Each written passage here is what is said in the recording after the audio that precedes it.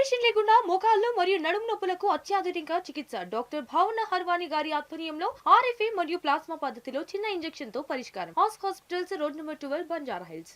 నాగర్ కర్నూలు జిల్లా తిమ్మాజిపేట మండలంలో తాగునీటి సమస్యపై గ్రామస్తులు రోడ్డెక్కారు. పోతిరెడ్డిపల్లి గ్రామానికి చెందినటువంటి మహిళలు, సర్పంచ్, వార్డు సభ్యులు ఖాళీ బిందెలతో ఎంపీడీఓ కార్యాలయం ముందు ధర్నా నిర్వహించారు. దాత సహాయంతో వాటర్ ప్లాంట్ ఏర్పాటు చేసుకుంటున్నామని అధికారులు అడ్డుకుంటున్నారని ఆగ్రహం వ్యక్తం చేశారు.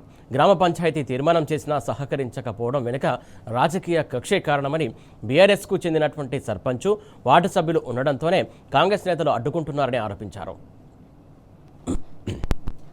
బీఆర్ఎస్ నాయకులు ఆందోళనకు మద్దతు తెలిపారు. గ్రామానికి చెందినటువంటి సర్పంచ్, వార్డు సభ్యులు బీఆర్ఎస్కు చెందినటువంటి వారు కావడంతోనే కాంగ్రెస్ నాయకులు కక్ష సాధింపు చర్యలకు పాల్పడుతున్నారని విమర్శించారు.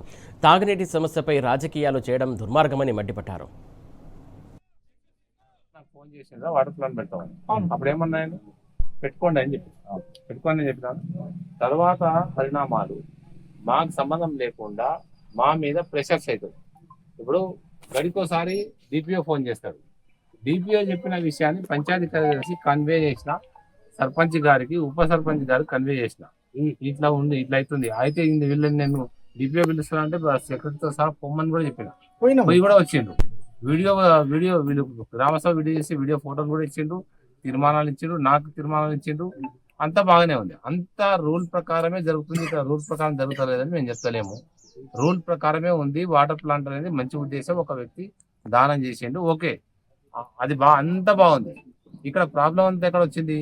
డిపిఓ రోజుకు ఒకసారి ఫోన్ చేయాలి. ఇంతకుముందు వస్తుంటే కూడా 2 times ఫోన్ చేసింది డిపిఓ గారు. నేను డిపిఓ గారు ఫోన్ చేసిన విషయాన్ని ఎవరికి చెప్పాలి? నేను ఏం చేయాలి? నేను పంచాయతీ వాటర్ ప్లాంట్ ఏమైంది? వాటర్ ప్లాంట్ ఇదేదో పెద్ద దేశ సమస్య, సరిహద్దుల సమస్య లాగా అయిపోయింది మాకు. ఇక్కడ